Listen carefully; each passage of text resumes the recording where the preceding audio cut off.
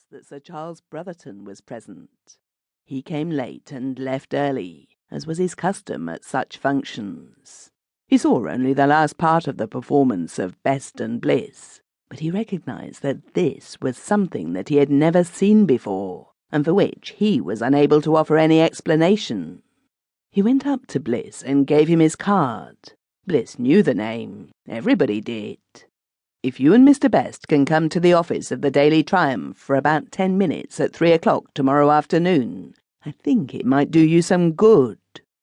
Bliss looked at Best. Best nodded.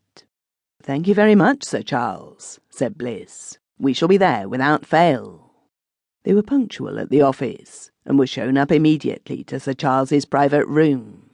"I've not much time," said Sir Charles. "Show me the best you can do as quickly as you can." "Very good," said Best. "Will you ring and have my friend taken to some room where he cannot see or hear what goes on here, and arrange to have him brought back when you ring again?" "Certainly," said Sir Charles, and it was done. "You will excuse me," said Best, "if I seem to give directions, but will you take some object from your pocket and hide it anywhere you like?" Sir Charles drew a handful of silver from his pocket, selected a sixpence, and put it under one of the 3 ink bottles on his plain roll-top desk. "And will you also write a telegram which will permit me to see?" "I will," said Sir Charles. "As a matter of fact, it is a telegram which I shall be sending presently." "I think that will do," said Best. "If you will leave the telegram on the desk and close the top over it, you can then ring for my friend and we will start." Sir Charles pulled down the top of the desk, rang, and Bliss was brought in. Best was seated in an easy, natural attitude in a chair and did not speak. It was the impression of Sir Charles that he did not subsequently move any part of his body until the trick was over, but this was not quite correct. Bliss talked slowly, but he began at once. "Inside that desk, Sir Charles, you have an inkstand of walnut wood, with 3 bottles in it. They are marked on ivory labels fixed to the wood, black, red, and copying. Underneath the bottle marked copying is the sixpence which you took from your pocket. The date of it is 1918, and there is a noticeable scratch right across it on the other side. You have a good deal of silver in that pocket, 23 shillings in all. 8 of the coins are half-crowns, and there is also a florin and a shilling.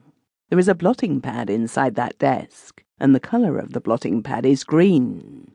On it lies a telegram addressed to Peterson, 23 Shell Street, Brixton.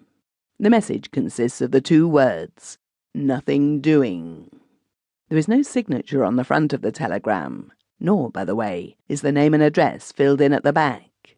You have no less than 11 penholders on your desk, and I notice that you write with a gilt J. But the telegram is not written in ink.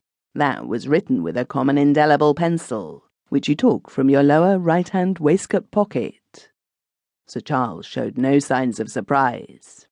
"I know something of conjuring," he said, "but I'm not an expert. Are you prepared to give me a similar performance tomorrow afternoon at the same time here, when experts will be present who will suggest test conditions?" "Certainly," said Best. Sir Charles scribbled a few words on a slip of paper and handed it to Best. "Good afternoon, gentlemen," said Sir Charles. "Give that slip of paper to the cashier downstairs. Anybody will tell you where to find him." The slip instructed the cashier to pay Best and Bliss 10 guineas and to take their receipt.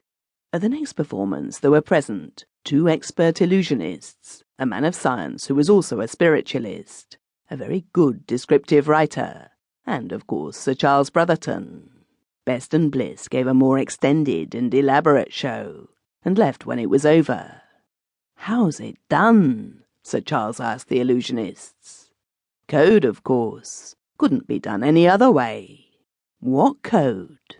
"Well, we might have to see that show 20 times before we could state that completely." "Good.